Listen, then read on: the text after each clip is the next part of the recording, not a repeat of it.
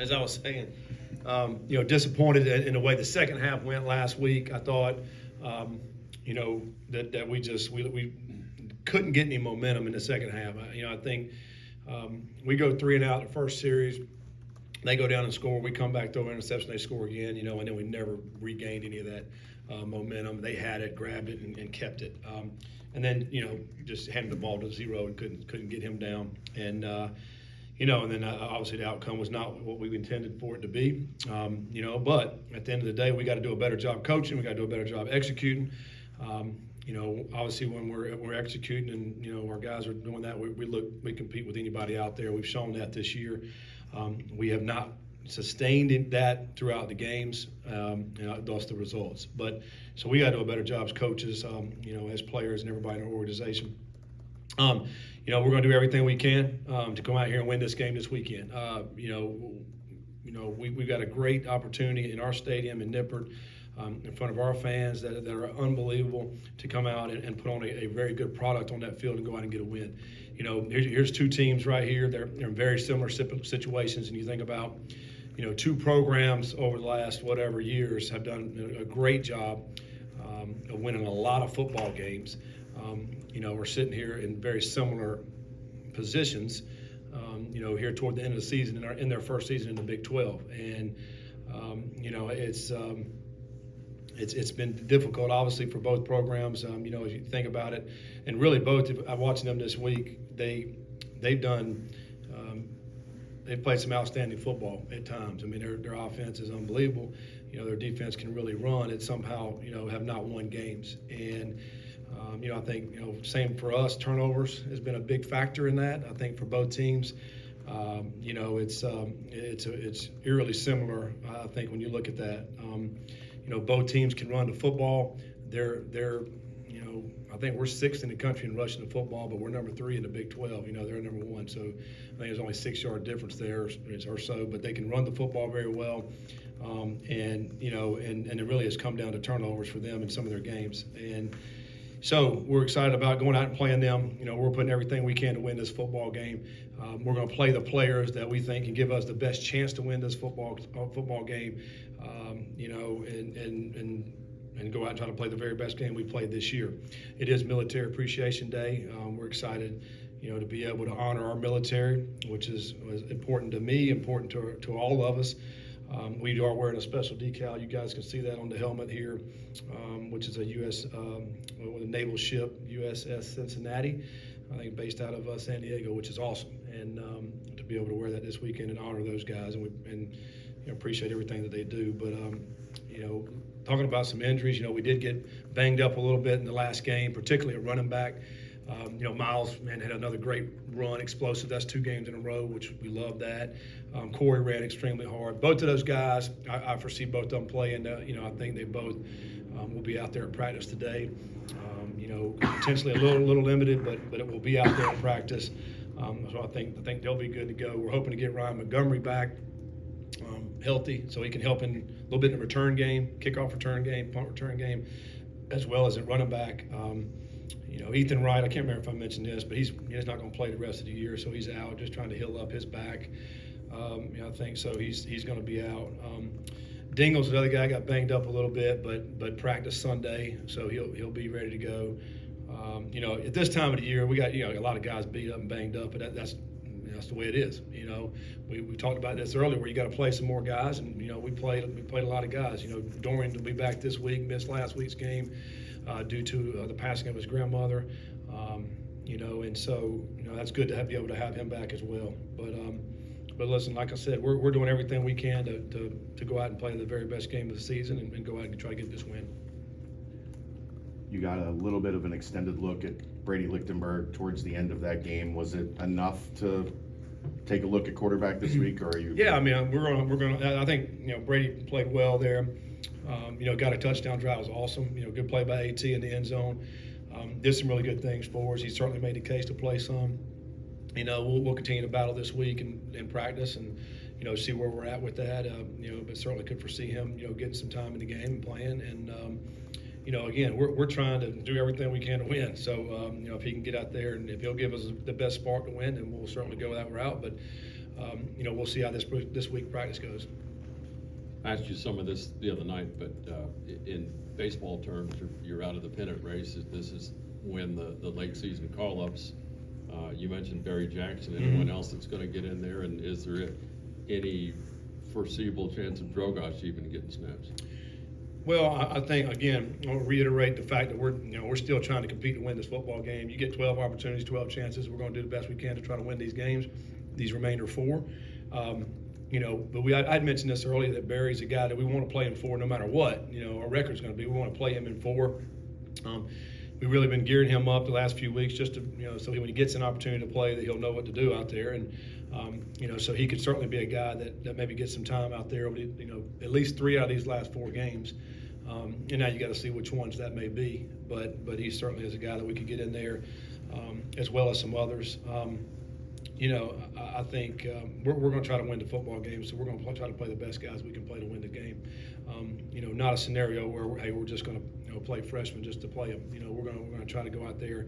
If there is an opportunity to play some freshmen and get them in the games, because we had that plan all along anyway, then we'll continue to do that. End of the first half, you had the 2 run plays. Second one, Miles got banged up a little bit. What was the motivation going with the 2 run plays and not taking a knee maybe, or taking a throw at the end? Well, because I think at the end of the game or end of half, there's a possibility they're all sinking off, maybe to pop one. I've been in games before where, man, we against Virginia Tech one year, we go 90 yards for a touchdown right before half on just a running play. So you still got time on the clock. The thought is, let's go see if we can pop one. And the first play, I think we got 10. The second one, man, you miss a tackle, you may go to the house. I mean, let's take advantage of that. But that was the thinking on that. UCF is a team that you saw while at Louisville. How does that familiarity help with this week's preparation? Yeah, different defensive coordinator this year. But at the same time, Coach Miles on and going against their offense, we've been able to see that. I think it helps. I think it helps to know how fast they are. I mean, because we played them. And and to be able to understand the speed of the game, both running backs can really run. They have some wide receivers that can really run, and their quarterbacks can run. Both of their quarterbacks, can absolutely can do it in the run game. So I think that helps in the fact of just having an idea about that. But still, you got to go out there and play. We have not done a good job in explosives on defense. And they've done a great job of explosives on offense. So that's not a great matchup, for us this week. We got to do all we can to try to help keep them contained and not giving up those big plays. But, their backs and receivers have made big plays on everybody this year. But we have to try to do something to contain them in that regard. And I think defensively, some similarities from what they did in the past, because that DC was on staff there in the past. But I do, haven't played them, and I think more than anything, just personnel-wise, there's a lot of guys that we're familiar with over the last couple of years. Neil?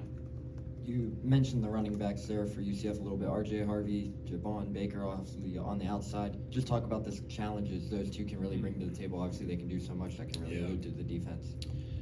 Yeah, I mean, it is. It's challenging. I think a couple things, they are, they're no huddle. They're going to tempo you and, and try to get you where you're not lined up. We got to do a great job of getting lined up, recognizing formations, recognizing what they potentially could run in that formation, but you got to do it in a real quick time. I think that presents issues. Also, what they do with those guys and try to create space. They want their speed guys in space to where maybe you have a one-on-one opportunity there, and they feel like their guy's going to win that, because of that speed. And we've seen it, throughout this whole season with them watching the film. And that presents problems. R.J. Harvey's starting, but there's not much drop off, when Zero comes in and plays as well. So they can rotate those guys and still feel good about their running game.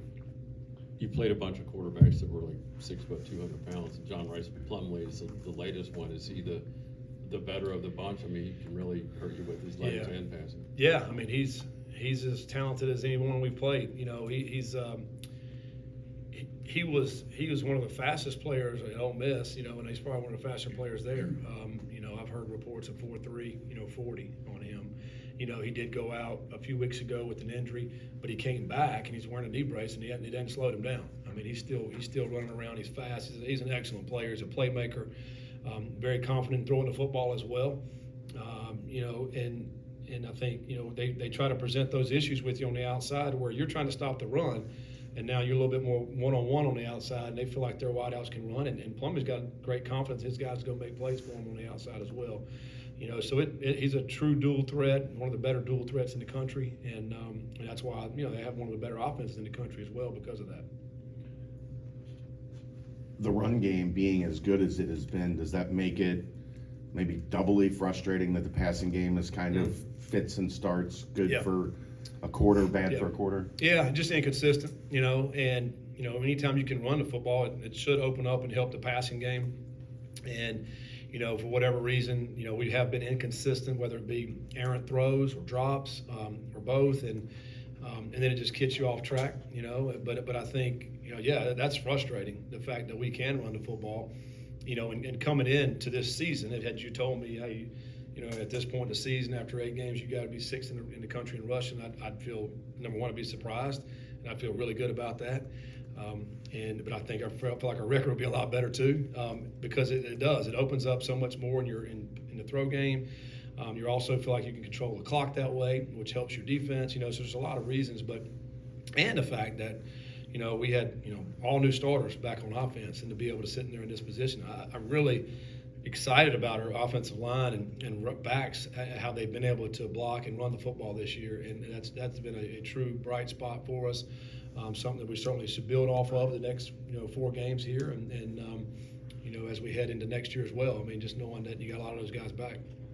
Piggybacking on that, you complete the first pass of the game for a huge chunk, and then I think 1 of 4 the rest of the first half. Was that Emory checking out? Was it not getting the looks? It was, well, it was a little bit, you know, the weather wasn't great. You know, it was, you know, mist and rain. We tried to throw a couple balls. They were errant throws. And, you know, then, you know, as you're starting to call plays, you realize, all right, wait, should we and we were running the ball good too. So let's rely a little bit more on the run. Let's try to control it, keep their offense off the field. Let's run the ball a little bit more here. You know, not feeling great about throwing at that point. You know, we did try to call. We got a pressure. We got a holding call. You know, when we hit the in route, we hit Braden Smith. You know, for a big gainer, but we get the holding. You know, so I think all those factors, which is why we didn't try to throw it as much early in that second quarter because of that. You know, but you know, you got to have those opportunities, and we got to take advantage of them. We didn't, and therefore, you know, played a little bit more close to the vest. And now, yeah, but it's a 10-7 game at halftime. You're still feeling good about it at halftime. When we coming back out, I was like, shoot, I feel good. Let's go. And then it just, you know, we did nothing. You know, and couldn't regain that momentum. Dante seemed to really take that loss Saturday personally and put a lot of blame on himself. How does having a guy like that as a leader, kind of letting everyone know that, you know, the players need to play better, execution needs to be better? How does that help you as a coach and staff? Well, he's awesome. You know, Dante's been awesome. He's been great all year, all summer, leadership-wise. You know, particularly for, you know, he's a younger player, but to have the kind of leadership skills that he has, because he goes out every day and tries to get better, you know, which is what you want. He's a, you know, leader by example, but also, you know, he'll vocalize it as well. And he's one of our better players. So anytime you have your, you know, your best player leading like that, I mean, it says a lot about your team. You know, and we got to continue to have that leadership, you know, the remainder of this season. And, you know, he's certainly a guy that we're going to lean on to be able to help lead our team and get our team into win column. A lot of people are wondering, when you're in those 3rd and short, 4th and short situations, you like to go to the QB draw out of the gun. Is it as easy as it sounds to do the QB sneak, or is it more complicated than a lot of fans may think it is? Well, you're talking about sneak, quarterback sneak? Yeah. I mean, we've utilized it some this year. You know, I think the Eagles have made it very popular. You know, you look at the NFL, a lot of teams have tried, but most teams have not done it like the Eagles. I think there is a lot more to it. You know, what we've also seen is defenses now, when you do go to the sneak, they're loading everybody up in the box, you know, with all their D-line is getting really tight to the center, and then having 2 linebackers right in those A-gaps as well. It makes it a lot more challenging. You know, but we've had some success with it, but it is a lot. I mean, if it was easy, everybody would do it every time. And, you know, so it's not as easy as everybody thinks it is. The Eagles do a phenomenal job with it. They have confidence in it, and then I think Hurts really believes in it as well.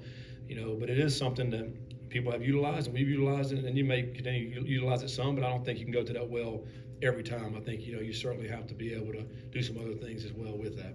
Helps to have Jason Kelsey. Yeah, Kelsey's probably, he's a little bit, underrated when it comes to that, because he's the center that they keep running it on behind every time, and it's got him a lot of first downs, and they certainly have the market on how to run it, that's for sure. Mateer wasn't a factor in the stats at all, and he'd been really coming on. Was that just because of the game conditions, the weather, just the way the passing game was going? Yeah, no, I think like I mentioned in the first half, with the cold, rainy, and Emory wasn't feeling good about it. A couple of errant throws, and we were running the football pretty good, and so you continue to want to do that. And then obviously in the second half, it kind of got away from us a little bit, and so now you're trying to do some different type things. But also Peyton played a little bit more in this game as well. And I think maybe that had something to do with it too. But I think the combination of all that is probably the reason why he didn't get his touches this week.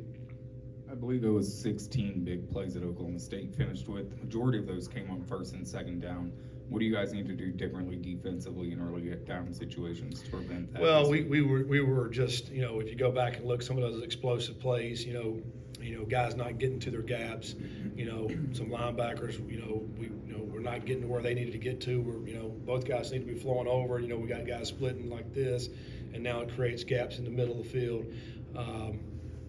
It really came down to that. And then in the fourth quarter, we're playing some of our younger guys in the fourth quarter, and when he hits a couple of those long ones in the fourth quarter, explosives. So I think that's really what it boiled down to. As you think about the first half, we did a much better job of fitting where we needed to be. They hit the tight end on a touchdown. Our linebacker falls down on that one. That was a one-on-one coverage for an explosive. But other than that, we did a great job of hemming them up. That's the type of ball we want to play. Is we want to fit right and be physical at the point of attack, like we did in the first half. In the second half, it got away from us a little bit. Again, fourth quarter, you're playing some, other guys that hadn't played as much, trying to get them some time, and, they ended up hitting a few more on us at that point. Any other questions for Coach? Thank you, sir. All right, thanks, guys. Thanks, Coach.